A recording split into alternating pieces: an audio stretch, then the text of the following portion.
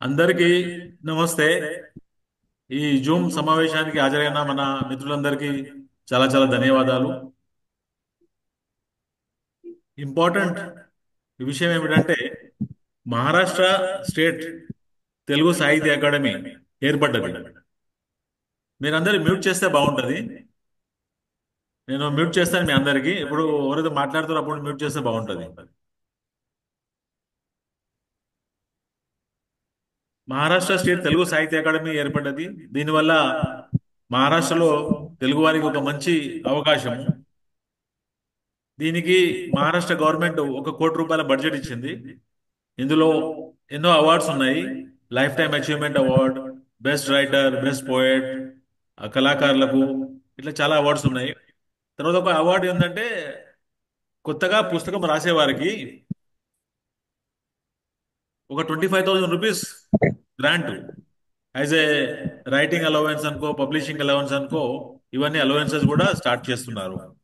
దానికి ఇప్పుడు నోటిఫికేషన్ భవిష్యత్తులో నెక్స్ట్ మంత్ రావచ్చు. అంటే నెక్స్ట్ ఇయర్ ఇదన్నీ యాక్టివిటీస్ స్టార్ట్ అవుతాయి. మహారాష్ట్రలో దగ్గర దగ్గర 150 మంది కవులు ఉన్నారు, రచయితలు ఉన్నారు. కానీ ఇంకా మనం డెవలప్ చేయాలి. ఇది కన్సిస్టెన్సీగా ముందుకెళ్లాలంటే మనకు ఒక 1000 మంది కవులు ఉండాలి, 1000 మంది రచయితలు ఉండాలి. దానివల్ల దీని డెవలప్మెంట్ అవుతుంది. గత కొన్ని సంవత్సరాల నుంచి తెలుగు స్కూళ్ళు, తెలుగు మున్సిపల్ స్కూళ్ళు, తెలుగు లాంగ్వేజ్ కూడా తగ్గిపోయింది. దానివల్ల తెలుగు భాషకు కూడా అంత సపోర్ట్ లేదు ఇప్పుడు. అందుగురించి ఇటువంటి కార్యక్రమాలు మనం చేయాలి.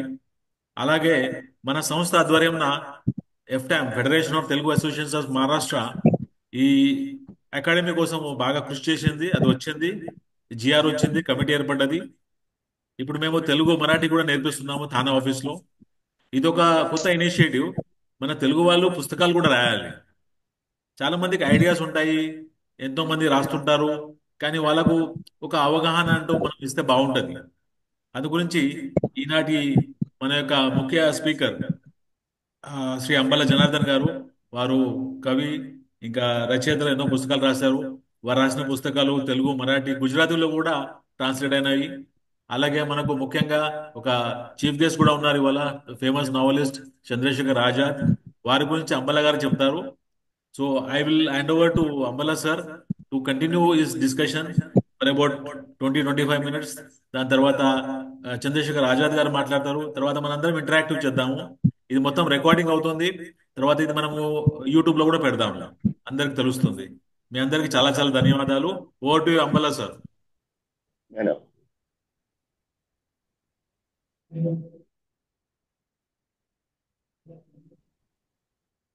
మళ్ళీ సార్ బ్యూటీ చేయండి సార్.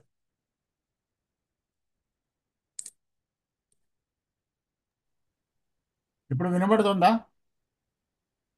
ఆ. వినపడుతోంది.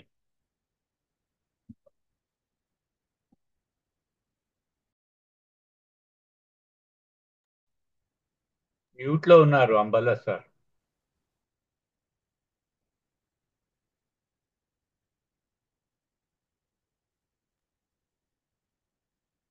హలో, ధన్యవాదాలు జగన్ బాబు గారు. నా వీడియోలో ఏదో సమస్య ఉండడం వల్ల వీడియో రావట్లేదు. అయినా నేను అనుకున్న విషయాలు మీతో పంచుకోదలుచుకున్నాను. జగన్ బాబు గారు అన్నట్టు మహారాష్ట్ర ప్రభుత్వం మహారాష్ట్ర తెలుగు సాహిత్య అకాడమీ స్థాపించింది. అది మన తెలుగు వారికి ఒక గొప్ప అచీవ్మెంట్ అని చెప్పుకోవచ్చు.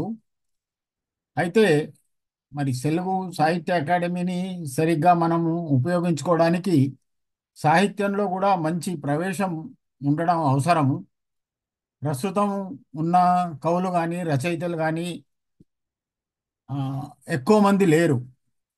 అంటే ప్రావీణ్యం ఉన్న వాళ్ళు ఎక్కువ మంది లేరు. అప్పుడప్పుడు కవితలు రాసే వాళ్ళు ఉన్నారు, కానీ సాహిత్యంలో ప్రవేశం ప్రావీణ్యం ఉన్న వాళ్ళు పెద్దగా లేరు. అది అభివృద్ధి చెందడానికి మన మహారాష్ట్ర తెలుగు సంఘాల సమాఖ్య, అంటే federation of Telugu association of Maharashtra, ఆ, ఒక ఈ పథకాన్ని మొదలుపెట్టింది. ఈ వీడియో కాన్ఫరెన్స్ ద్వారా, ఆ తర్వాత ప్రత్యక్షంగా కూడా కొన్ని సాహిత్యంపై కార్యశాలలు నిర్వహించాలనే ఆలోచన కూడా ఉంది. మొట్టమొదటిసారిగా నన్ను ఈ కార్యక్రమానికి ఆహ్వానించారు. సాహిత్యం మీద నాకున్న ఎంతో కొంత ప్రవేశం మీతో పంచుకోదలుచుకున్నాను. సాహిత్యం ముఖ్యంగా ఒక క్రమబద్ధంగా వ్యక్తీకరణ. అది కవిత కావచ్చు, పద్యం కావచ్చు, కథ కావచ్చు, వ్యాసం కావచ్చు, ఏదైనా కావచ్చు. మొట్టమొదట మౌఖికంగా ఉన్న సాహిత్యం తర్వాత తర్వాత లిఖిత పూర్వకంగా వచ్చింది. ఎందుకంటే లిపి ఏర్పడిన తర్వాత లిఖిత పూర్వకంగా వచ్చింది. మన పూర్వీకులు లిపి లేని రోజుల్లో కూడా పాటల ద్వారా తమ భావాలను వ్యక్తం చేశారు. అయితే కూడు గుడ్డ తర్వాత కూడు గుడ్డ గూడు తర్వాత సాహిత్యం కూడా మనిషికి అంతే అవసరం. చాలామంది సంపాదనలో పడి కానీ జీవిత చక్రంలో పడి కానీ సాహిత్యంపై పెద్దగా శ్రద్ధ పెట్టరు. దాని ప్రాముఖ్యత తెలపడానికే ఇలాంటి సమావేశాలు మనం ఏర్పాటు చేస్తున్నాము. సో సాహిత్యం సాహిత్యం ఎందుకు అవసరం అంటే 5 లలిత కళల్లో సాహిత్యం కూడా ఒకటి. శిల్పము, నృత్యము, సంగీతము ఇవి ఇతర లలిత కళలు. దాంట్లో సాహిత్యం కూడా ఉంది. సాహిత్యం అంటే మనకి ఒక ఆహ్లాదాన్ని పంచుతుంది. మన టెన్షన్ని, స్ట్రెస్ని దూరం చేస్తుంది. మనకు మన సమాజంపై, మన సంస్కృతిపై అవగాహన కల్పిస్తుంది. సమాజ సంక్షేమం కానీ సంస్కరణలు కానీ సాహిత్యం ద్వారా సాధించిన ఉదాహరణలు ఎన్నో ఉన్నాయి. ఇప్పుడు గురజాడ గారు కానీ కందుకూరి వీరేశలింగం గారు కానీ సంఘ సంస్కరణ చేయగలిగారు అంటే అది సాహిత్యం ద్వారానే. అలాగే ఆహ్లాదం, మనం పాటలు కానీ పద్యాలు కానీ పాడడం, రాయడం ఇవన్నీ సాహిత్యం కిందకే వస్తాయి. సాహిత్యం అంటే మన జీవితంలో ఒక భాగంగా మనం ఏర్పరచుకుంటాము, ఏర్పరచుకోవాల్సిన అవసరం ఉంది. సాహిత్యం చాలా పెద్ద విషయము. దాంట్లో ఎన్నో ప్రక్రియలు, లక్షణాలు ఉన్నాయి. ముఖ్యంగా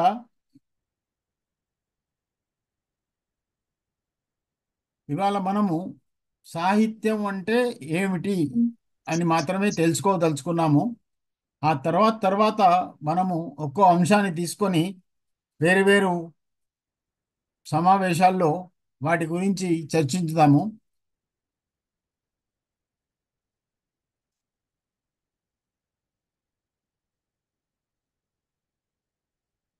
సాహిత్యంలో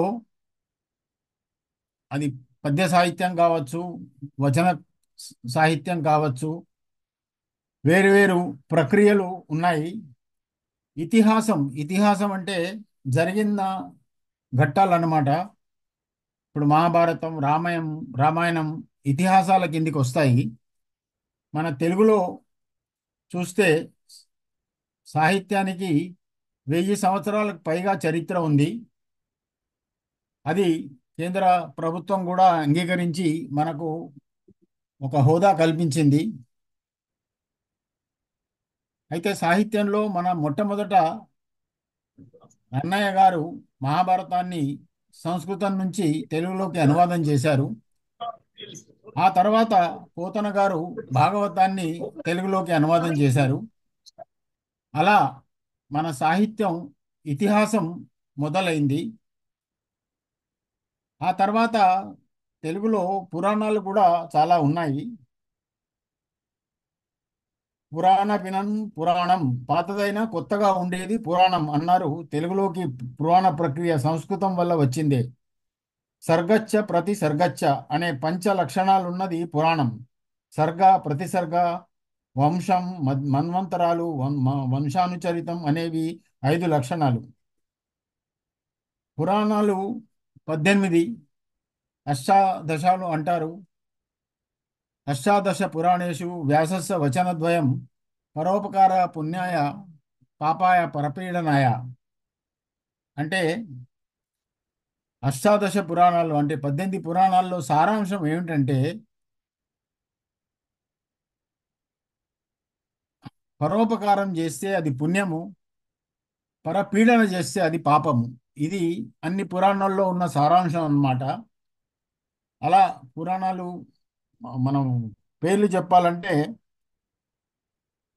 భాగవత పురాణం, మార్కండేయ పురాణం, బ్రహ్మ పురాణం, బ్రహ్మ నైవర్య పురాణం, బ్రహ్మాండ పురాణం, విష్ణు పురాణం, వాయు పురాణం, వరాహ పురాణం, వామన అగ్ని పురాణాలు, నారదీయ పురాణం, పద్మ పురాణం, లింగ పురాణం, గరుడ పురాణం, కూర్మ పురాణం, స్కంద పురాణం. ఈ అష్టాదశ పురాణాలను వ్యాసుడు రచించాడు. అంటే వ్యాసుడు చెప్పగా గణపతి అది రచించాడు.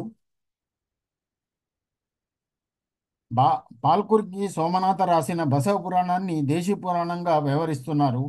ఎర్రన రాసిన నృసింహ పురాణం పూర్తిగా పురాణం అనిపించుకోదు. అందుకే మారణ రాసిన మార్కండేయ పురాణం ప్రథమాంధ మహాపురాణంగా ప్రసిద్ధికి ఎక్కింది.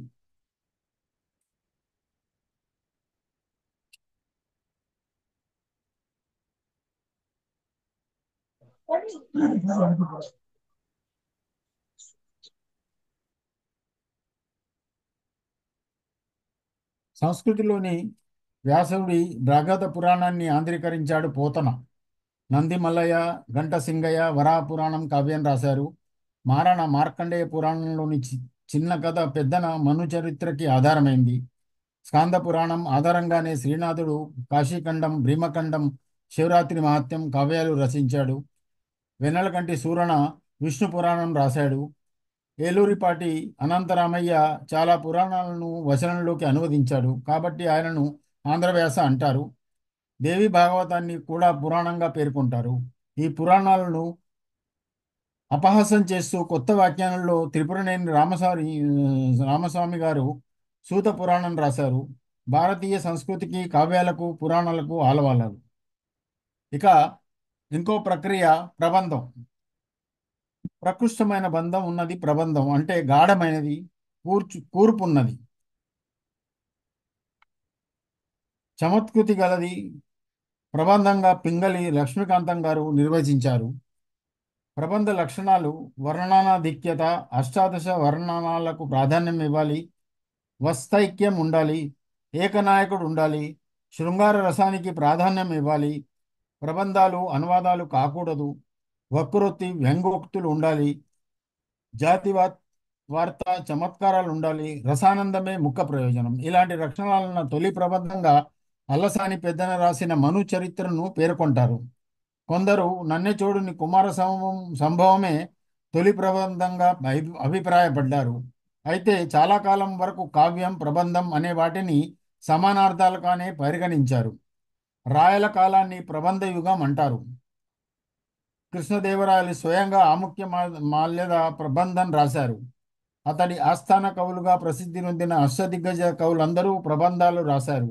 నందితిమ్మన పారిజాతాపరణం, దూర్జటి శ్రీకాళహస్తీశ్వర మహాత్యం,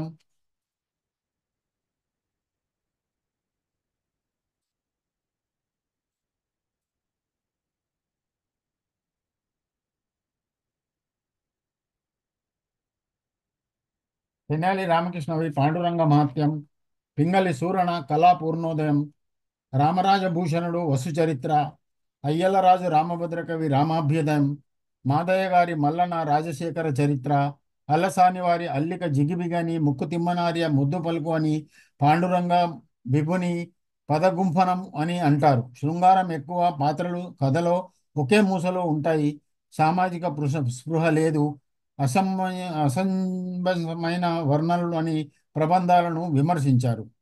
ఇక ఇంకో ప్రక్రియ శతకం. సంస్కృత సాహిత్య ప్రభావంతో తెలుగులో వెలువడిన ప్రక్రియ శతకం. శతకం అంటే శతం, 100 ఉన్నది. సామాన్యంగా శతకాల్లో 108 పద్యాలు ఉంటాయి. సంఖ్యా నియమం మాత్రం 100. శతక లక్షణాలు శతకమంతా ఒకటే మటుకం ఉండాలి. మకుటం అంటే ఇక్కడ సంబోధన. సుమతి, భాస్కర అనేవి మకుటాలు. విశ్వద, విరామ, వినురవేమ అనేది కూడా మకుటమే. శతకంలో ఒకే ఛందస్సు ఉండాలి. వేమన శతకం అంతా ఆటవేలెదలో ఉంది. శతక పద్యాలు ముక్తకాలు, అంటే ఒక పద్యానికి మరో పద్యానికి సంబంధం ఉండదు. శతకం ఆత్మాశ్రయ లక్షణం ఉన్నది. కవి తన స్వీయ అభిప్రాయాలను, కోరికలను వెల్లడించుకుంటారు తెలుగులో. తొలి శతకంగా పాల్కురికి సోమనాథన్ రాసిన వృషాధిపత శతకం ప్రసిద్ధికెక్కింది. శతకాల్లో భక్తి శతకాలు ఎక్కువ. ఆ తర్వాతే నీతి శతకాలు, తెలుగులో అధిక్షేప శతకాలు, హాస్య శతకాలు, అన్యాపదేశ శతకాలు, అనువాద శతకాలు, వ్యక్తిగత శతకాలు, నిఘంటు శతకాంతాలు లాంటివి వైవిధ్యంలో వెలువడ్డాయి. భక్తి శతకాల్లో ధూర్జటి రాసిన శ్రీ కాళహస్తీశ్వర శతకం, కంచర్ల గోపన్న, రామదాసు దాశరథి శతకం ప్రాచుర్యం పొందాయి. నీతి శతకాల్లో వేమన శతకం, బద్దెన రాసిన సుమతి శతకం ప్రసిద్ధమైనది. కొన్ని ముఖ్యమైన శతకాలు: పోతన రాసిన నారాయణ శతకం, మారద వెంకయ్య రాసిన భాస్కర శతకం, కాసుల పురుషోత్తకమి రాసిన ఆంధ్రనాథక నాయక శతకం, బోయి భీమన్న పిల్లి శతకం, శ్రీశ్రీ సిరిసిరిమూవ శతకం, ఏనుగు లక్ష్మణ కవి సుభాషిత రత్నావళి, కుసుమ ధర్మన్న కవి హరిజన శతకం.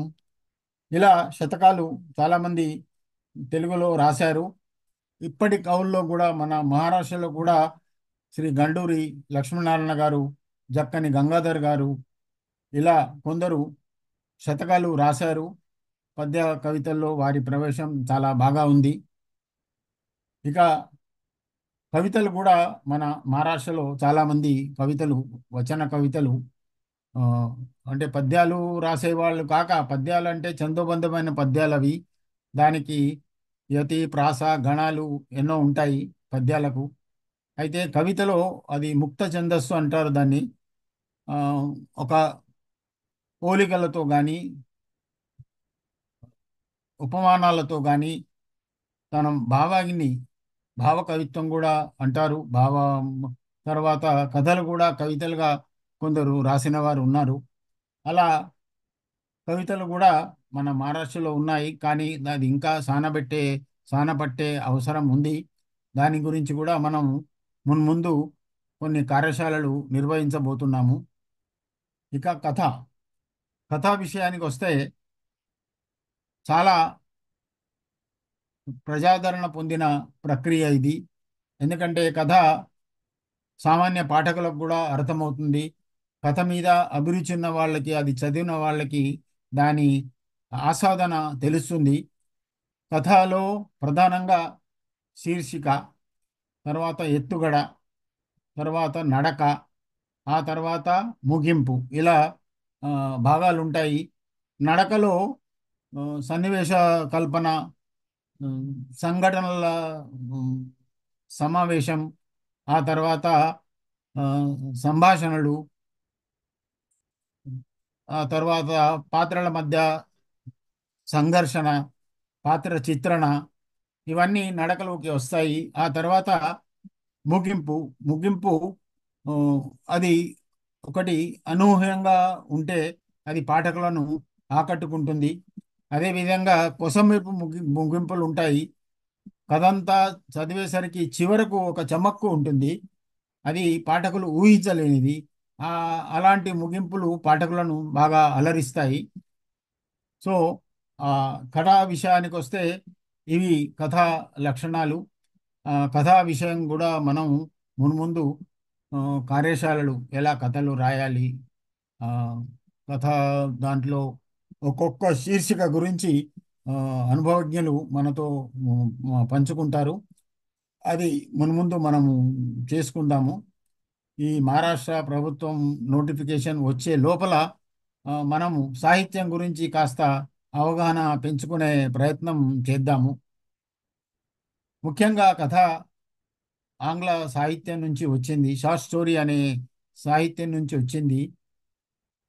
మన పూర్వీకులు అంటే పూర్వము ఆ, కాళీపట్నం రామారావు గారు కానీ, శ్రీపాద సుబ్రహ్మణ్య శాస్త్రి గారు కానీ, రావి రాచకొండ విశ్వనాథ శాస్త్రి గారు కానీ, వాళ్ళంతా కథలు చాలా పెద్ద కథలుగా ఉండేవి. ఒక్కో కథ 40-50 పేజీలు ఉండేది. అవి ప్రస్తుత ప్రమాణాలను బట్టి చూస్తే చిన్న నవలికలుగా పేర్కొనవచ్చు. అది సాధారణంగా కథగా నిర్వచించారు అనుభవజ్ఞులు.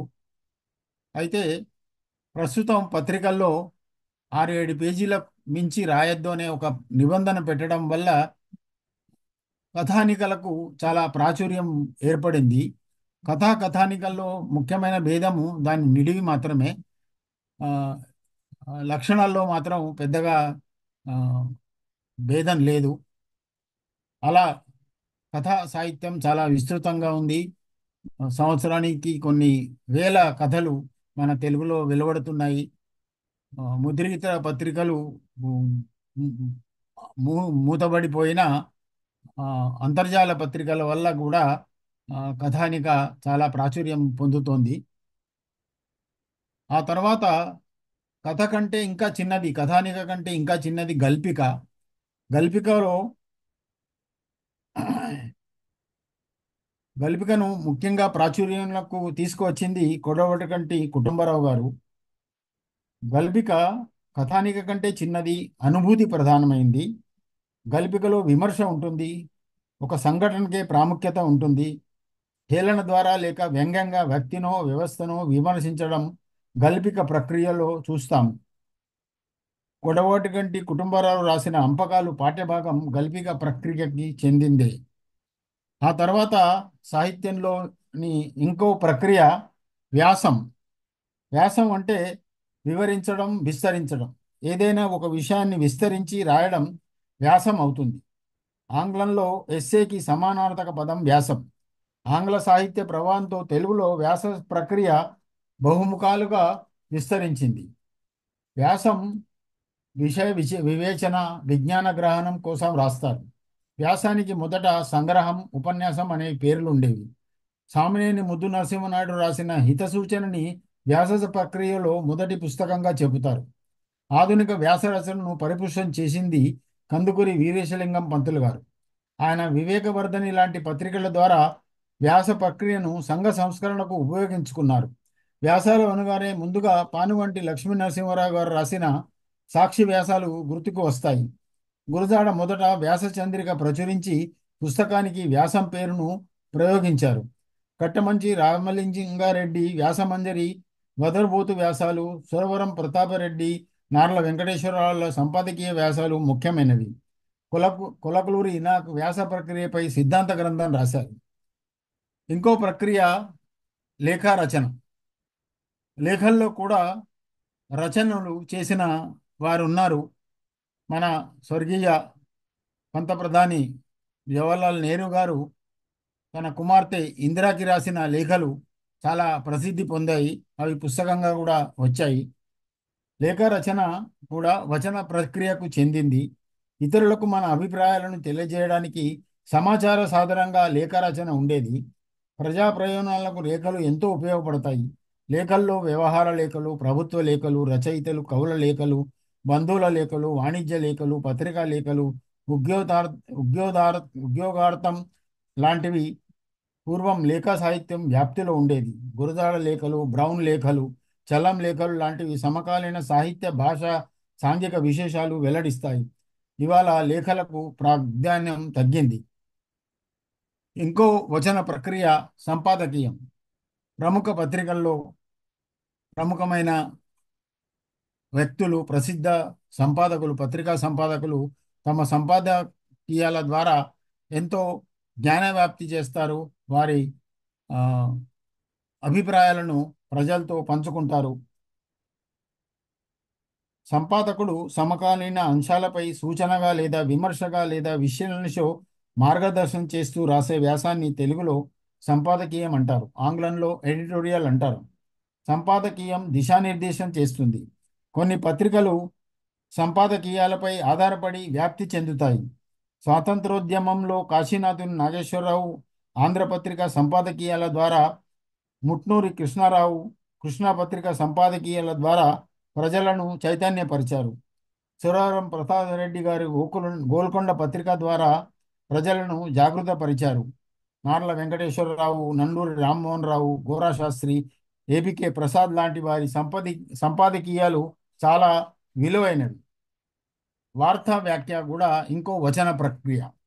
ప్రపంచంలో, దేశంలో, రాష్ట్రంలో నిత్యం అనేక సంఘటనలు, పరిణామాలు చోటు చేసుకుంటాయి.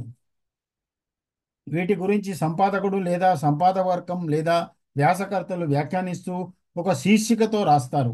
ఇలాంటి వాటిని వార్తా వ్యాఖ్యలు అంటారు.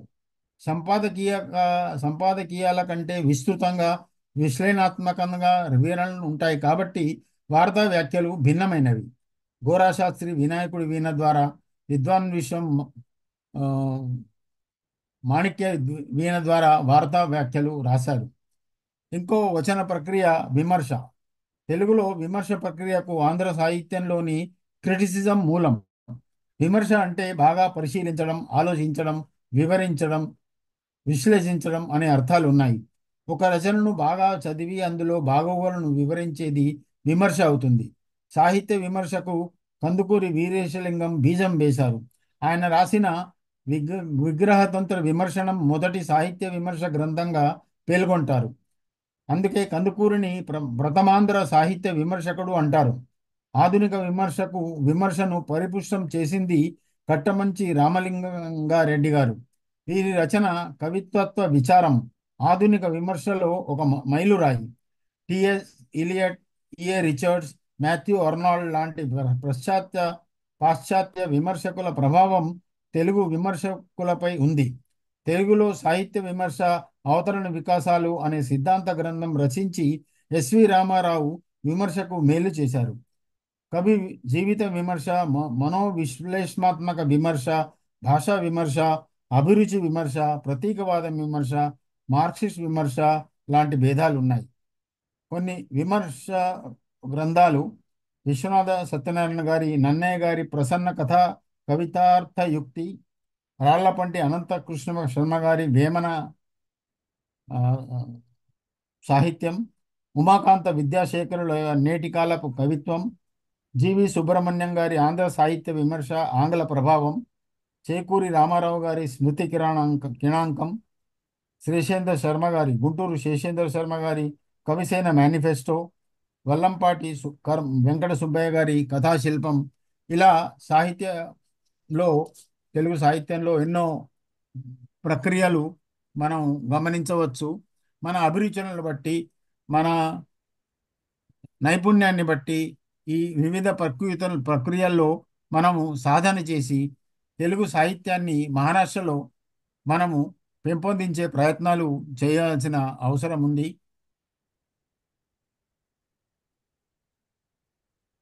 ఇంతకుముందు చెప్పినట్టు ఇది కేవలం ఉపోద్ఘాతం మాత్రమే.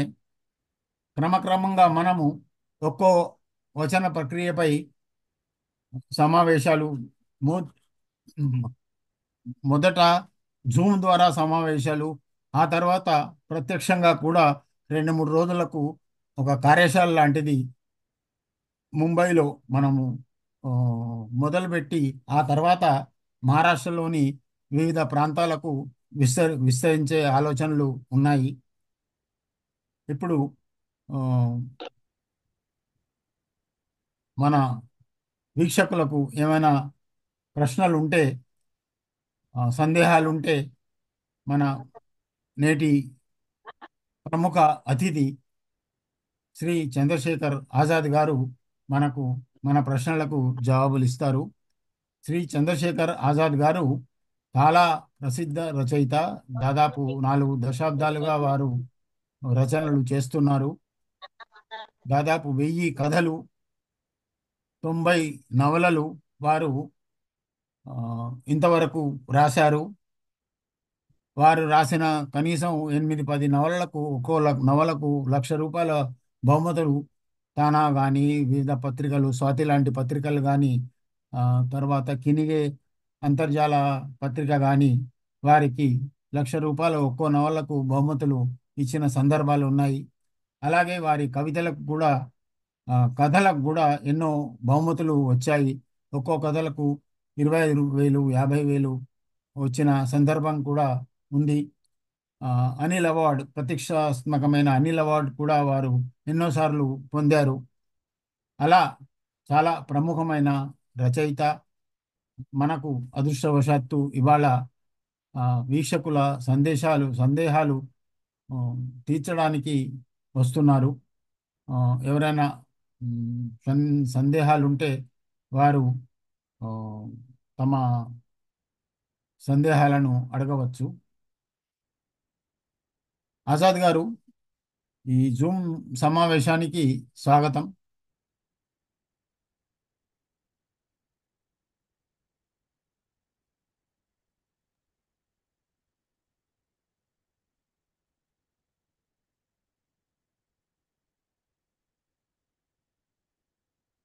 మీరు అన్మ్యూట్ చేసుకొని మీ ప్రసంగం మొదలుపెట్టండి.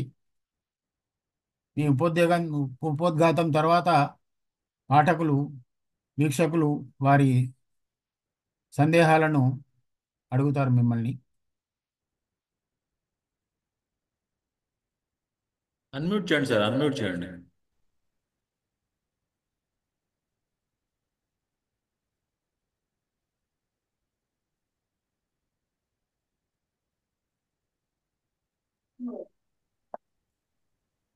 హలో. ఎస్ సార్, వినపడుతుంది. వినపడుతుందా? ఆ, ముందుగా ఆ, మీ అందరికీ నా నమస్కారాలు. ప్రధానంగా ఇప్పుడు మొదటి సమావేశానికి నన్ను అతిథిగా పిలిచారు. నా గురించి మిత్రుడు అంబళ్ళ గారు చెప్పారు. నేను మొత్తం 3 సార్లు ముంబై రావటం జరిగింది. మొదటిసారి ఆ, అంబళ్ళ జనార్దన్ గారు పిలిచారు. అప్పుడు కారా మాస్టర్ మేమందరం వచ్చాం, చాలా ప్రముఖులు వచ్చారు. ఆ తర్వాత రెండోసారి కూడా వేరే మన హాస్యావధాని వాళ్ళతో కలిపి ఇంకో సమావేశానికి వచ్చాం. మూడోసారి 2, 3 ఏళ్ల క్రితమే మన ఎంగినేని రవీంద్ర, తాటి నరహరి గారు, అలాగే కొండారెడ్డి గారు, గాలి మురళి, అంబళ జనార్దన్ వీళ్ళందరూ కలిసినప్పుడు ఈయన మన తెలంగాణ మిత్రుడు ఆయనతో కలిసి వచ్చాం. సరే, అక్కడ నాకు చాలా మంది మిత్రులు ఉన్నారు, మంచి కవులు ఉన్నారు.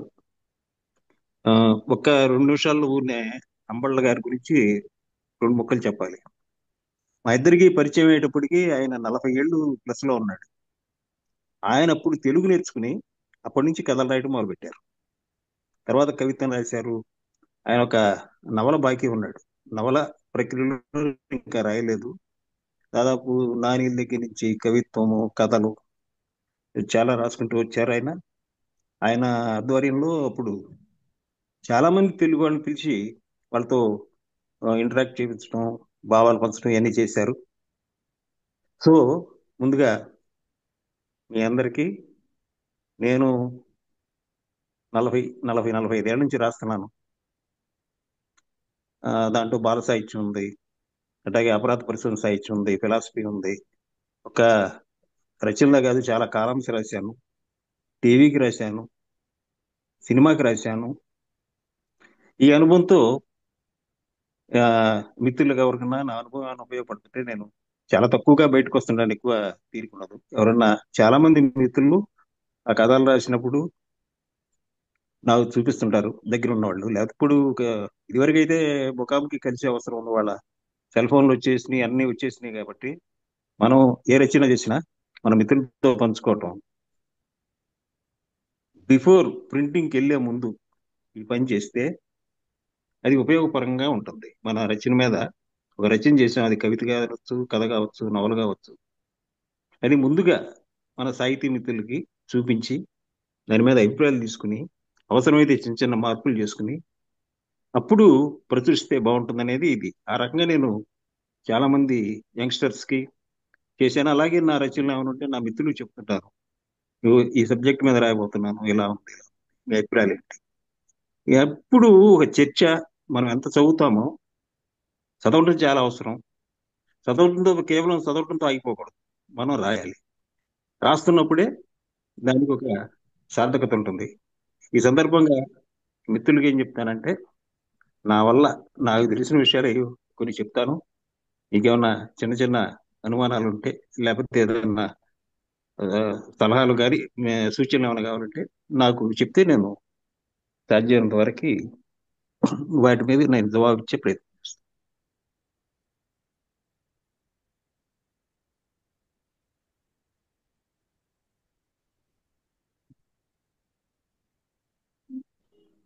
ఈ సమావేశంలో ఉన్న మిత్రులు ఆ, వారి సందేహాలను కానీ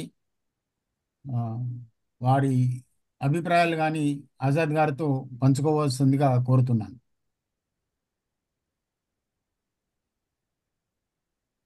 యా, అందరూ మన మహారాష్ట్రలో ఎక్కువ సాహిత్యకారులు ఎలా కావాలో అదొక ముఖ్యమైన ప్రశ్న. అదొకటి ప్రతి ఒక్కరూ కొత్త కొత్త వాళ్ళని డెవలప్ చేస్తే బాగుంటుంది. ఇప్పుడు దగ్గర 150 మంది ఉన్నారు మహారాష్ట్రలో. ప్రతి ఒక్కరు ఒక ఇద్దరు ముగ్గురు శిష్యుల్ని పెట్టుకొని దాన్ని డెవలప్ చేస్తుంటే ఒక 1 ఇయర్లో 500 మంది కావచ్చు. ఇంకో 1-2 ఇయర్స్లో అది 1000 మంది కావచ్చు. మన ఉద్దేశం ఏంటంటే 1000 మందిని తయారు చేయాలి ఒక 2 ఇయర్స్లో. That is our target. మీ అందరూ దీని మీద ఓకే. కృషి చేసి ప్రయత్నం చేస్తే తప్పకుండా అవుతుంది. ఎందుకంటే ఇది ఇది చాలా క్లోజ్లీ ఒక ద్రోణాచార్యం లాగా మీరందరూ కావాలి, తెలిసిన వారందరూ. అప్పుడే మనందరం శిష్యులను తయారు చేయవచ్చు. ప్రతి ఒక్కరు అవునండి, అవును. మాట్లాడాలని ఎందుకంటే మా రిక్వెస్ట్ అందరికి చేస్తున్నాం. యా, మా అందరికి ఏది వచ్చేసింది, ఇప్పుడు తయారు చేసింది కొత్త తరాన్ని తయారు చేసుకోవాలండి. ఎస్. మీకు తెలిసిన మీ జ్ఞానము ఇప్పుడు అందరూ చాలా మంది 60-70 వరకు అయ్యారు. మేబీ అనదర్ 10 ఉమ్, ఇయర్స్ 20 ఇయర్స్. సో మన మన అవునండి, జ్ఞానాన్ని మనం ఎంతమందికి పంచుతామో అదే ఓ ముఖ్య విషయం. మన అవునండి, జ్ఞానం మన నాలెడ్జ్ మనతో పోవద్దు. అవునండి, అవును. So over to you sir everybody. Thyagaraju గారు మీరు స్టార్ట్ చేయండి. అందరూ 2-2 minutes. How to do it? ముందుగా ఆ, మన మిత్రులు అంబల వారు చెప్పిన విషయం గురించి ఒక నిమిషం ఒక నిమిషం ముచ్చటించుకుందాము. ఒక కమెంట్ లాగా వారు చక్కటి విహంగ వీక్షణం చేశారు సాహిత్య ప్రక్రియల గురించి. అసలు ఒక డజన్ పైన ప్రక్రియల్ని చాలా చక్కగా వివరించారు. ఇన్ని ప్రక్రియలు ఆయన వివరించిన మీదట మనకేమనిపిస్తుందంటే ఈ 12-13 మనం కూడా ఏదో ఒకటి రెండింటికి దగ్గరలో ఉన్నాం కదా, మనము ఏమన్నా ట్రై చేసుకోవచ్చు అన్న ఒక ప్రోత్సాహం దొరికింది వారి భాషణం వల్ల. ఉదాహరణకి మన జిల్లా వారు ఉన్నారు, జిల్లా గోవర్ధన్ గారు ఉన్నారు. ఆయన వార్తాపత్రికల్లో విరివిగా రాస్తూ ఉంటారు. ఆయన అనుకోవచ్చు నేను రాసేది వార్తాపత్రికల్లో కదా, ఇది కూడా ఒక సాహిత్యమేనా అని. కానీ ఇప్పుడు అంబల్ల గారిది విన్న మీదట అది కూడా ఒక గొప్ప సాహిత్య ప్రక్రియ. అందులో ఆయన అందవేసిన చెయ్యి. ఇప్పుడు ఇంకో మాట చెప్పారు, ముఖ్యమైన మాట అంబల్ల వారు. ఈ రకరకాల సాహిత్య ప్రక్రియల్లో అనుభవం ఉన్నవాళ్ళు వర్క్షాప్లు పెట్టాలి ఇతరులకు నేర్పడానికి అని. అయితే వార్తాపత్రికల్లో సంబంధించి ఎట్లా రచించాలి అన్న వర్క్షాపు జిల్లా వారు పెట్టచ్చు, మేమందరం నేర్చుకుంటాం అందులోంచి. అదొకటి. ఇంకోటి ఏమంటే అండి, ఇప్పుడు ఛందోభూయిష్టమైన కవిత్వము మన తెలుగు వాళ్ళకి అది పెట్టింది పేరు కదా. మనకి ఆల్రెడీ చాలా మంది సాహిత్యంలో అంటే ఆ, మనలో చాలా మంది మిత్రులు కవితలు చాలా అద్భుతంగా వ్రాస్తున్నారు. అయితే వాళ్ళలో కొంతమంది ఇప్పుడు ఛందోబద్ధమైన పద్యాల్లో కూడా కొంచెం మొగ్గచ్చు అనమాట. అటువంటి వర్క్షాప్ ఇవ్వడానికి నేను సిద్ధంగా ఉన్నాను. నా సీనియర్ నేమాని వారు ఉన్నారు. మేమిద్దరం కలిసి కానీ ఇద్దరం విడివిడిగా కానీ ఎలా అయినా సరే ఈ ఛందోబద్ధమైన కవిత్వం రాసే వాళ్ళ సంఖ్య పెంచాలనే ఉద్దేశంలో మాకు ఏమాత్రం ఎంత తెలుసో ఆ మాత్రమే మేము ఆ, మీతో పంచుకోవడానికి సిద్ధంగా ఉన్నాము. ఇది అయితే ముఖ్యంగా అంబల వారికి అభినందనలు. చక్కని విధంగా విహంగ వీక్షణ చేయించి ఇచ్చినందుకు. ఇవి నా నుంచి మాటలు ఇంతే. ధన్యవాదాలు. ఎల్ది సుదర్శన్ గారు.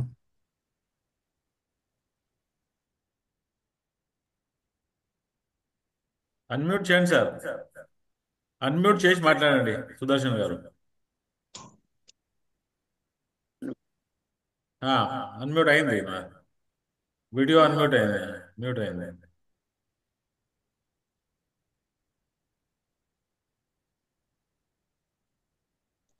మళ్ళీ మ్యూట్ అయింది సుదర్శన్ గారిది. మళ్ళీ అన్మ్యూట్ చేయాలి.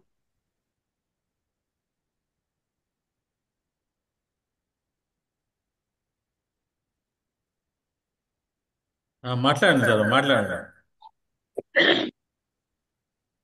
అందరికీ నమస్కారం. నమస్తే. నేను ఈ సాహిత్యం అంటే మా కుటుంబం నుంచే వచ్చింది. మా తల్లి జానపద గేయాలు పల్లెటూరులో, మా నిజామాబాద్ జిల్లాలో మోర్తాడ్ గ్రామం, అక్కడ మా తల్లి తరఫు నుంచి, తర్వాత మా నాయన సమాజ సేవకుడిగా నేను ఈ ఈ ఫీల్డ్ లోకి వచ్చాను. మా బాల్య గురువు అందే వెంకటరాయన్ సార్ అని కోరట్ల, తర్వాత మా సాహిత్య గురువు తినారే. నన్ను చాలా మందికి నా పేరు తెలుసు, నేను ఎక్కువ చెప్పుకోవాల్సిన అవసరం లేదు. కానీ నేను ఇక్కడ బాంబేలో అనేక సమాజాలలో పనిచేశాను.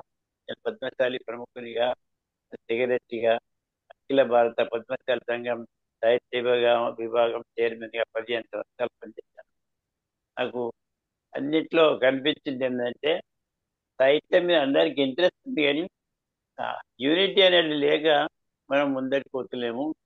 ముఖ్యంగా బొంబాయిలో నేను 50 ఏళ్ళు అయింది, 50 ఏళ్ళ పైన అయింది నేను వచ్చి.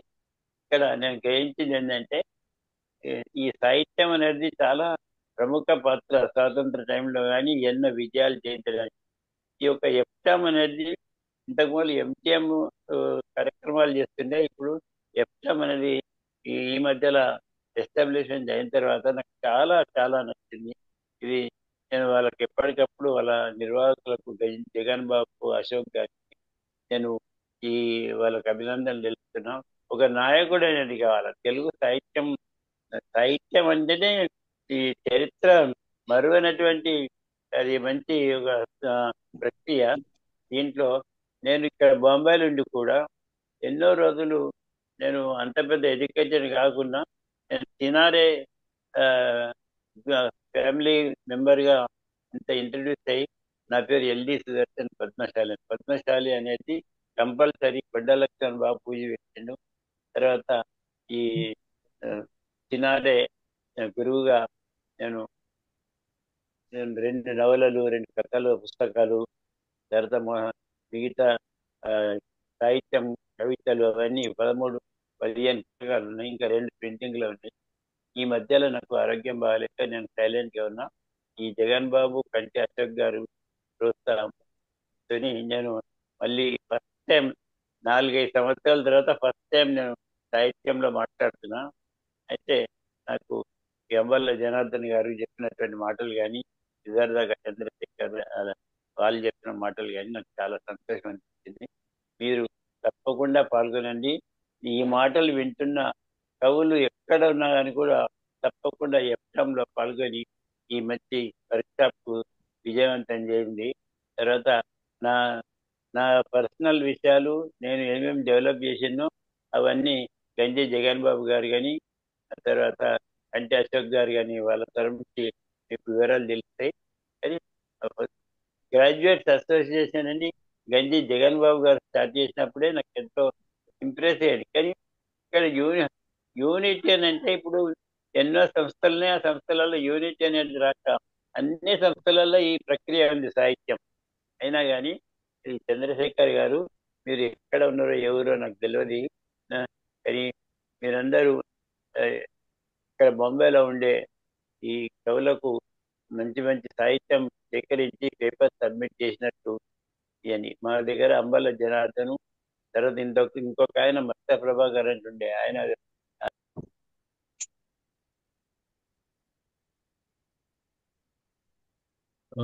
ఓకే సార్, మీరు అన్మ్యూట్ అయ్యారు. ఓకే. జిల్లా గోవర్ధన్ సార్ గారు.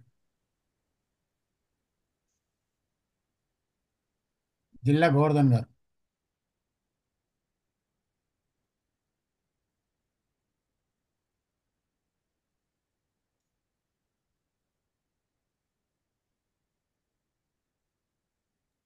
గోవర్ధన్ సార్ అన్మ్యూట్ చేసి మాట్లాడతాడు.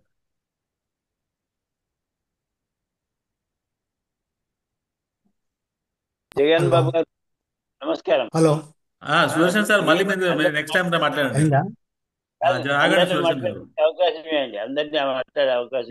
మీరు ఆగండి. Thank you. Okay, Govardhan sir.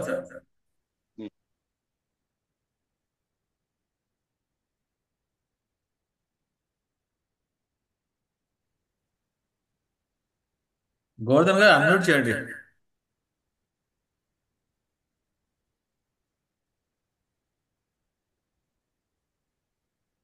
Mute లో ఉన్నారండి గోవర్ధన్ గారు.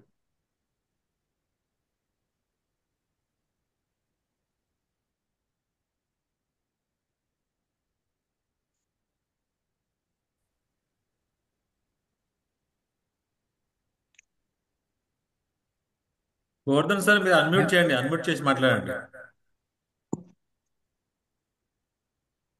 అన్మ్యూట్ చేయండి.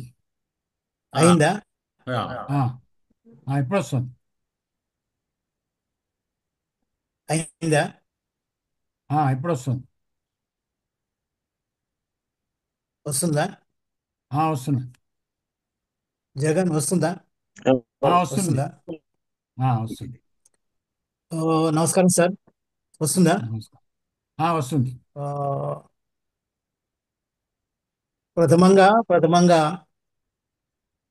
ఈనాటి ప్రోగ్రాం నిర్వహిస్తున్న ఎఫ్ టైమ్ ఫౌండరు మా ఫ్రెండ్ జగన్ బాబు గారికి, అదేవిధంగా మిత్రులు అమల గారికి చాలా మంచి పాయింట్స్, చాలా మంచి సూచనలు ఇవ్వడం జరిగింది. త్యాగరాజు గారికి, సుదర్శన్ సార్ నాకు 50 సంవత్సరాల నుంచి పరిచయం. గత 2 సంవత్సరాల నుంచి సార్ ఇప్పుడు డయాలిసిస్లో ఉన్నారు. అప్పుడప్పుడు అంటుంటారు, నేను బతుకున్నానంటే సాహిత్యంతోనే బతుకున్నానని చెప్తుంటారు. అంటే సాహిత్యం పట్ల ఆయనకున్న మక్కువ అది. మరో విషయం, ఆజాద్ సారు మేము జస్ట్ మ్యాగజైన్లలో చదవడం వరకే కానీ ఈసారి ప్రత్యక్షంగా ఆన్లైన్లో చూడడం నిజంగా అదృష్టంగా భావిస్తున్నాం. ఆ, మేము స్వాతి రెగ్యులర్ రీడర్ని. సో మీరు ముఖాముఖి పరిచయం లేకపోయినా కానీ మీ కథల ద్వారా, మీ సాహిత్యం ద్వారా మీరు మాకు సుపరిచితులే. Thank you sir.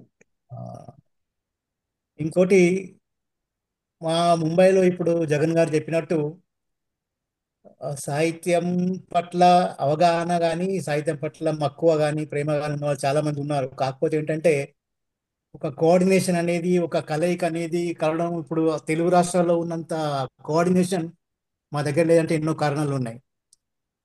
దాన్ని ముఖ్యంగా జగన్ బాబు గారికి క్రెడిట్ ఇవ్వాలి. ఎందుకంటే మా దాంట్లో మాకే ఒక కోఆర్డినేషన్ చేయడం, ఇలాంటి ప్రోగ్రామ్స్ అరేంజ్ చేయడం అంటే ముఖ్యంగా క్రెడిట్ జగన్ బాబు గారికి చెందుతుంది. నేను రిటైర్డ్ గవర్నమెంట్ ఆఫీసర్ని.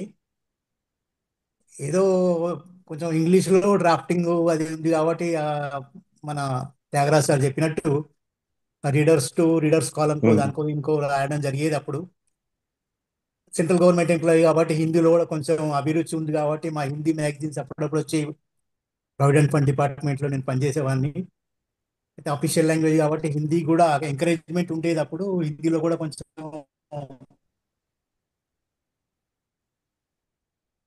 నేను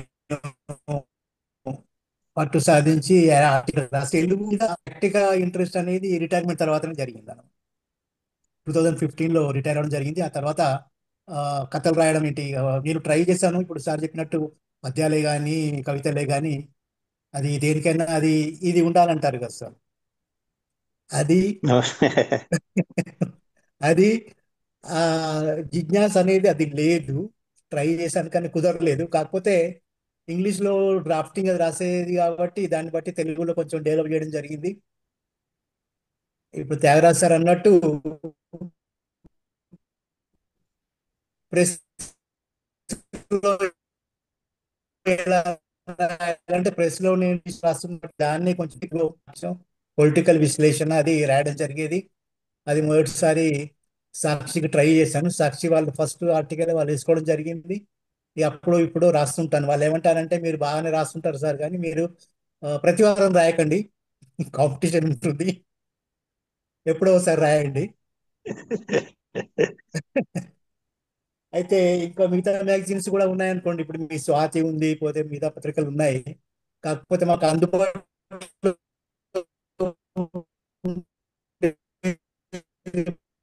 97 ఎడిషన్ ఉంది కాబట్టి సాక్షి ఈ ప్రశ్న రాయడం జరుగుతుంది. అప్పుడు ఇప్పుడు కొన్ని ఆర్టికల్స్. ఇంకోటి మీరు చెప్పినట్టుగా మీరు ఒక విషయం చెప్పారు సార్, ఆజాద్ సార్, చదవడం ముఖ్యంగా చదవడం పాటు రాయాలని చెప్పి అయ్యా.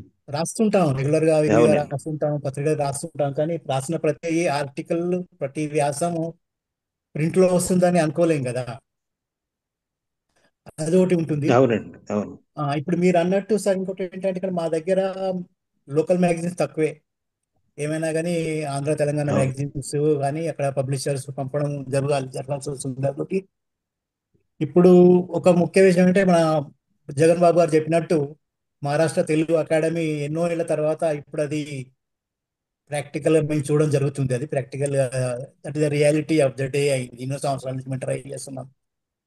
తెలుగు అవును. భవనం అని, తెలుగు ముంబై యూనివర్సిటీలో తెలుగు శాఖ ఉండాలని ప్రయత్నం జరుగుతూనే ఉంది. అది ఇంకా జరుగుతూనే ఉంటుంది, అవుతుంది లేండి, కాదని కాదు. ఎందుకంటే we have some positive vision. అవును. సో జగన్ బాబు అలాంటి యాక్టివ్ మెంబర్స్ యూత్ ఉంటే అవుతుంది.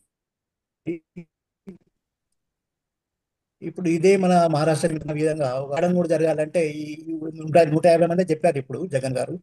ఈ 150 మంది ఉమ్. ఒక అవకాశం ఇవ్వాలంటే ఈ తెలుగు సాహిత్య అకాడమీ నుంచి జగన్ నా విన్నపం ఏంటంటే ఒక చిన్న మ్యాగజైన్ తీద్దాం మనం. ఇంట్రెస్టెడ్ ఉమ్. పార్టిసిపెంట్స్ ఎవరైతే ఉంటారో వ్యాసాలు ఇవ్వడము, కథలు రాయడము, గేయాలు రాయడము,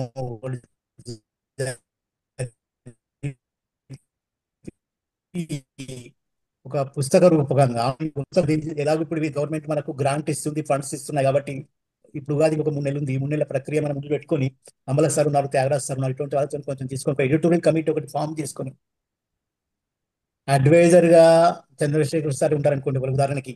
ఎందుకంటే ఆన్లైన్ లో పంపొచ్చు. ఇప్పుడు now world has become very compact. So మనకు ప్రత్యక్షంగా ఉండాలని ఏం లేదు, అవునండి. అవును. ఆన్లైన్ లో పంపిస్తే కొంచెం ఇప్పుడు సార్ అన్నట్టుగా మనం ఏమేమో రాస్తుంటామో రాసింది చదవడం ఎంతవరకు అది ఉంటుందో అది తెలియదంటే ఎక్స్పీరియన్స్డ్ పర్సన్స్ ని ఎడిటింగ్ చేసినట్టుగా ఉంటుంది. ఎంకరేజ్మెంట్ అలాంటి అప్కమింగ్ రైటర్స్ కే కానీ, పోయిట్స్ కే కానీ ఇది ఒక ఎక్స్పెరిమెంట్ మనము సాహిత్య అకాడమీ మహారాష్ట్ర ద్వారా ఒకటి చేస్తే బాగుంటుంది నాకు ఒక ఆలోచన ఉంది. ఇది ఎంతవరకు ప్రాక్టికల్ అవుతుంది దీని గురించి ఈ, ఆ,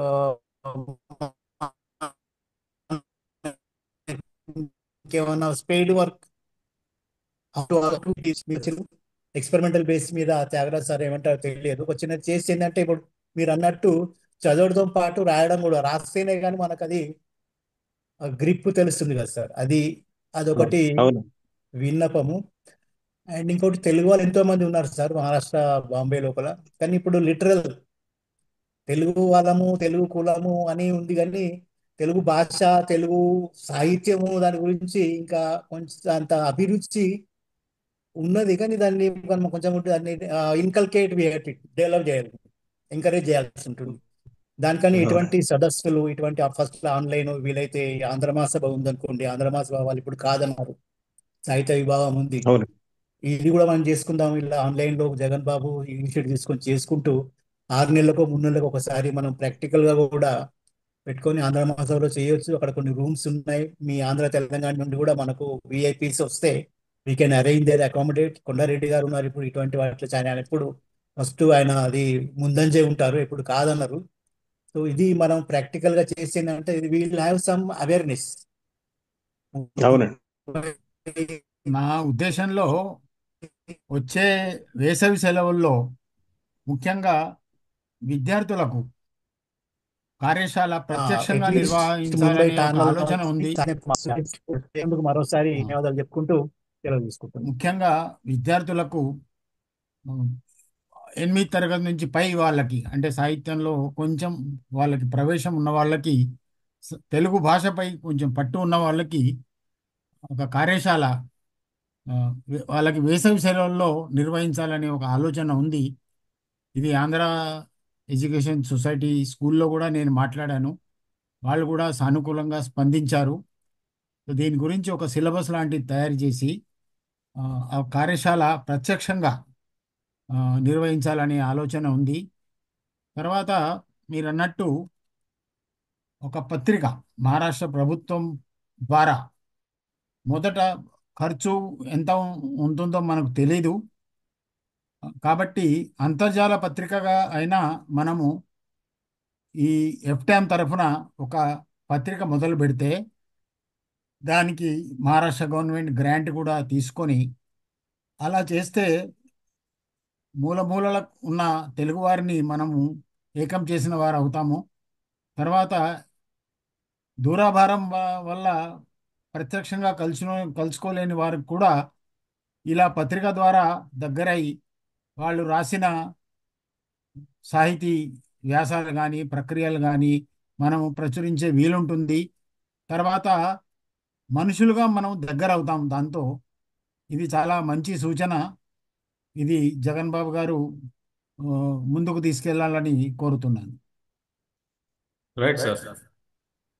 నెక్స్ట్ బార్ శర్మ గారు మాట్లాడతారా, తర్వాత Nagabhushanam, then will close. Bhaskar Reddy గారు ఉన్నారు ఇక్కడ అందరూ.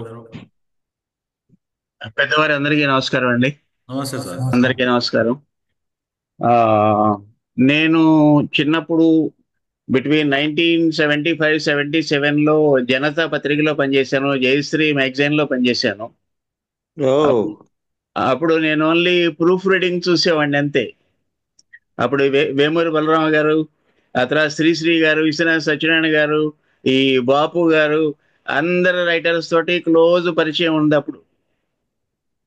ఆ తర్వాత నేను ఉద్యోగం వలన వేరే లైన్లోకి వచ్చేసాను.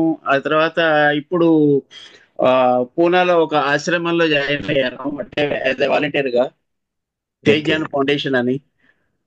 అది అందులో జాయిన్ అయిన తర్వాత గురువు గారు రాసినటువంటి పుస్తకాలని హిందీలో నుంచి తెలుగులోకి అనువదించి ఇప్పటికి ఒక 8 పుస్తకాలు ట్రాన్స్లేషన్ చేసి ఇచ్చేసాం. అవి ఓ ఆ చాలా బాగా అయినాయి. ఆ తర్వాత డైలీ కోట్స్ ఉంటాయి, అవి తెలుగులో వేసి యూట్యూబ్ లో వాటిలో వేస్తూ ఉంటాం ప్రతిరోజు కూడాను. ఆ తర్వాత మా గురువు గారు ఏదైతే హిందీలో ప్రవచనాలు చెప్తారో ఆ ప్రవచనాలన్నీ కూడా నేను తెలుగులో చెప్తాను, పొద్దున సాయంత్రం కూడాను. అట్లాగా అవకాశం దొరికింది. అంతేగాని ఇండివిజువల్ గా బుక్ రాయటం ఇంతవరకు రాయలేదు, ఓన్లీ ట్రాన్స్లేషన్స్ చేస్తూ రాశాను అంతేగాని. ఆ తర్వాత సరశ్రీ మా గురువు గారు మాట్లాడే మాటలన్నీ కూడాను అవి తెలుగులో ట్రాన్స్లేట్ చేసి అవి నేను చెప్పడం, చెప్పేటువంటి ప్రవచనాలు సెల్ఫ్ రియలైజేషన్ వరకు, ఇప్పుడు స్టెబిలైజేషన్ వరకు కూడా ఆ ప్రవచనాలు అవి కూడా ముందరికి వెళ్తున్నాయి. ఇప్పుడు ప్రతిరోజు ప్రవచనం ఉంటుంది, అట్లాగా అవుతుందండి. అయితే మనం ఇప్పుడు ఒక ప్రెస్ అనేటువంటిది ప్రిపేర్ చేసుకోవాలి. ఏ ప్రెస్ లో ప్రింట్ చేయాలి, ఎవరు ఇచ్చేస్తారు.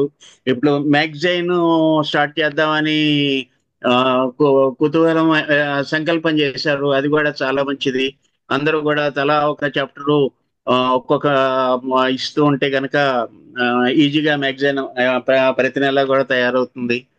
ముందర అట్లా స్టార్ట్ చేస్తూ ముందరికి బాగుంటుందండి. ధన్యవాదాలు. ధన్యవాదాలు సార్. ఈ పరుసూరు గోపాలకృష్ణ గారు, పరుసూరు వెంకటేశ్వర గారు మాతోటే ఉండేవారు. ఉండేవారా? నేను వాళ్ళ శిష్యుడినండి. నేను సినిమాల్లో రావడానికి 1 సంవత్సరం వాళ్ళ దగ్గర పనిచేశా. దాదాపు 30 సినిమాలకు ఆజాద్ గారు పరుచూరి బ్రదర్స్ తో పనిచేశారు. 2 సంవత్సరాలు వాళ్ళు నా పక్కనే ఉన్నారండి, పరుసూరు వెంకటేశ్వర గారు, గోపాలకృష్ణ గారు. Okay okay. Thank you sir. Thank you Sharma గారు. క్వశ్చన్ నువ్వేమన్నా చెప్పేది ఉందా? ఎవరండి? నాగభూషణ్, నువ్వు మాట్లాడు. హలో, చెప్పు. చెప్పండి. నాగభూషణ్ గారు, కొద్దిగా సౌండ్ తక్కువ వస్తుంది. పర్వాలేదు, మాట్లాడు. బాగానే వస్తుంది. మాకు బాగానే వస్తుందండి. చెప్పండి. హలో, మాట్లాడు. చెప్పండి నాగభూషణ్ గారు. వాల్యూమ్ తక్కువ వస్తుంది నా దాంట్లో ఎందుకో మరి. నువ్వు మాట్లాడు, పర్వాలేదు. అచ్చా, మీకైతే వస్తుంది కదా? Yes, yes. ఫౌండర్ జగన్ బాబు గారికి ధన్యవాదాలు ఎఫ్టైమ్ ఎస్టాబ్లిష్ చేసినందుకు.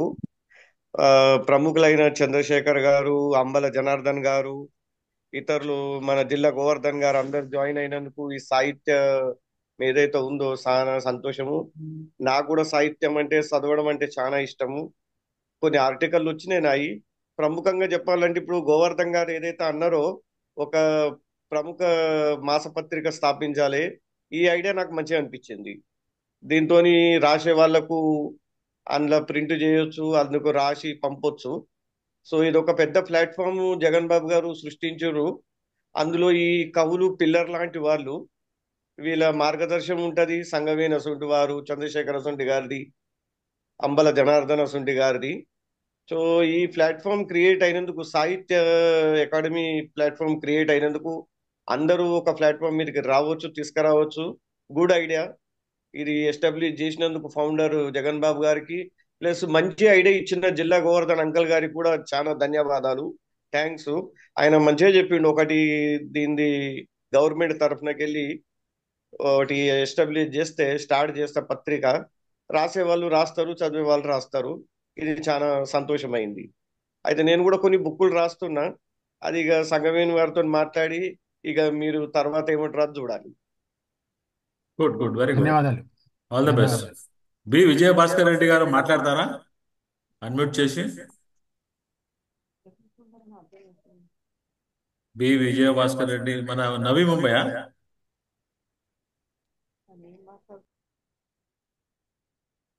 Okay, right. అమల గారు మీరు జర సమ్మరైజ్ చేయండి 2 minutes, దెన్ విల్ క్లోజ్. నేను ఒక్క నిమిషం మాట్లాడతానండి. మాట్లాడండి మాట్లాడండి జగన్ గారు, నేను ఒక్క నిమిషం మాట్లాడండి. మాట్లాడండి మాట్లాడండి మాట్లాడండి ఆజాద్ ఇప్పుడు గారు. మొత్తంగా ఆంధ్రప్రదేశ్ లో కూడా పత్రికలన్నీ తగ్గిపోయినాయండి. ఈనాడు పత్రికలన్నీ అయిపోయినాయి, ఆన్లైన్ కూడా అయిపోయినాయి. ఇవాళ ఉందల్లా స్వాతి వీక్లీ, మంత్లీ. తర్వాత కొత్తగా ఈ మధ్య ఉషా అనే పత్రిక వచ్చింది, అది కూడా ఫోర్త్ నైట్ అన్నారు కానీ మంత్లీ వస్తుంది. వాళ్ళు మంత్లీను ఇవి కూడా ఆన్లైన్ లో పెట్టారు. అలాగే ఆన్లైన్ కాకుండా మాస పత్రికలు ఉన్నాయి కానీ ఎక్కువ పత్రికలు లేవు. హలో, చెప్పండి సార్, చెప్పండి. ఆన్లైన్ పత్రికలు ఉన్నాయి కానీ అలాగే ఇప్పుడు ప్రధాన పత్రికలన్నీ సండే ఎడిషన్స్ చేస్తున్నాయండి. సండే ఎడిషన్స్ లో అంటే ఒక కథ వస్తుంది, ఒక కవిత వస్తుంది జనరల్ గా. ఇప్పుడు ఏంటంటే ఎక్కడికక్కడ ఏ ప్రాంతం ప్రాంతం ఆన్లైన్ కానీ ప్రింటింగ్ కానీ. ఇక్కడ మీకున్న ఈసారి అవకాశం ఏంటంటే మీరు అనేక, ఇప్పుడు మీరు ఇందాక చూసాను, పుస్తక ప్రచురణ సహాయం చేస్తారు, మనం డిస్ట్రిబ్యూషన్, అలాగే తరచు కలుసుకోవటం. ఆన్లైన్ అయినా పెట్టచ్చండి. ఆన్లైన్ లో ఆల్రెడీ ముంబై వచ్చేది కొన్నది, మరి ఇప్పుడు అది వస్తుందో లేదో. ఈ సంగినేని రవీంద్ర వాళ్ళ పత్రిక ఒకటి వచ్చింది, అంతకుముందు కూడా వచ్చినాయి, తీసుకొచ్చారు, వస్తుంటే వెళ్ళిపోతుంటాయి. ఏదైనా కానీ ఇవాళ ఒక ప్రభుత్వం తరఫున ఒక నిధి ఏర్పాటు చేశారు, అనేక కార్యక్రమాలకు వాళ్ళు సహకరిస్తా అంటున్నారు. కాబట్టి మనము యంగ్స్టర్స్ తయారు చేసుకోవాలండి. మనం అప్పుడప్పుడు 2 నెలలకో 3 నెలలకో మీరు అనుకున్నట్టు అక్కడ లోకల్ పీపుల్ కానీ, లేకపోతే ఆంధ్ర తెలంగాణ నుంచి ఎవరైతే దశాబ్దాలుగా కృషి చేస్తున్నారో వాళ్ళందరినీ పిలిచి, ఆ పిలిచే ముందు కూడా ఇప్పుడు కూడా మీరు ఒకటి చేయొచ్చండి. ఒక సబ్జెక్ట్ ఇచ్చి దాని మీద కవిత్వం రాయటం, ఒక సబ్జెక్ట్ ఇచ్చి దాని మీద కథలు రాయమంటాం. ఇవి చేయొచ్చు. ఇవి చేసి ఒకటి ఏంటంటే సంకలనం వేయటం, రెండోది ఇండివిజువల్ గా కూడా ఒక 25,000 ఇస్తానంటున్నారు కాబట్టి ఏది వీళ్ళందరికీ ఒక మంచి అవకాశం ఇవ్వండి. ఏది ఈ గవర్నమెంట్ ఇస్తున్న అవకాశాలను ఉపయోగించుకుని, సరే మీ డిఫరెన్సెస్ ప్రతి చోట ఉన్నాయండి, అన్ని చోట్ల ఉన్నాయి. ఆంధ్రదేశం కాదు, తెలంగాణ, అన్ని చోట్ల ఉన్నాయి, ఎన్నో ఉంటాయి. కానీ ప్రధానంగా ఏంటంటే మన దృష్టి ఏంటంటే పాఠకులు, ముఖ్యంగా పిల్లలు, యువతరం, వీళ్ళని దృష్టిలో పెట్టుకోవాలి. ఎందుకంటే ఇప్పుడు కావాల్సింది వాళ్ళు దీని మీద. తెలుగు భాష సంగతి తెలుసు, అంతా ఇంగ్లీష్ మీడియము. ఇదే కాదండి, నేను మొన్న లక్నో వెళ్ళినప్పుడు కూడా నాకు కేంద్ర సాహిత్య అకాడమీ వాళ్ళు బాలల నవల మాయాలోకం అనే దీనికి ఇచ్చారు. మొన్న లక్నోలో నవంబర్ 14న జరిపారు అక్కడ. అప్పుడు కూడా ఇప్పుడు ప్రతి రీజనల్ లాంగ్వేజ్ కూడా ఈ ప్రాబ్లం ఉంటుందండి. కాబట్టి ఇప్పుడు మనం ఏంటంటే చేయాల్సింది, సాధ్యమైనంత వరకు మనం అందరం ఉన్న చిన్న చిన్న డిఫరెన్స్ ఉంటే అవి తొలగించుకుని అందరం ఒకే తాటి మీదకి వచ్చి ఒక పత్రిక, ఒకటి కాదు 2 ఉన్నా పర్లేదండి. ముంబై లాంటి దీనికి దాదాపు 30-40 లక్షల మంది ఉన్నారు మన వాళ్ళు అక్కడ. ఇది ఆన్లైన్ పత్రికలు ఉన్నాయి ఇవన్నీ. ఇదివరకు మళ్ళీ ఇప్పుడు ముంబై తెలుసు, నేను ఆ ట్రాఫిక్ కానీ ఇది కానీ, నేను హైదరాబాద్ లో ఉంటాను, హైదరాబాద్ లో ఉన్న అదే పరిస్థితి అండి. అయితే వాళ్ళు ఆన్లైన్ వచ్చింది, సెల్ ఫోన్స్ వచ్చినాయి, ఇంకా రకరకాల మాధ్యమాలు వచ్చేసినాయి. కాబట్టి వాళ్ళు ఏంటంటే మనం కొత్త తరాన్ని తయారు చేసుకోవాలండి.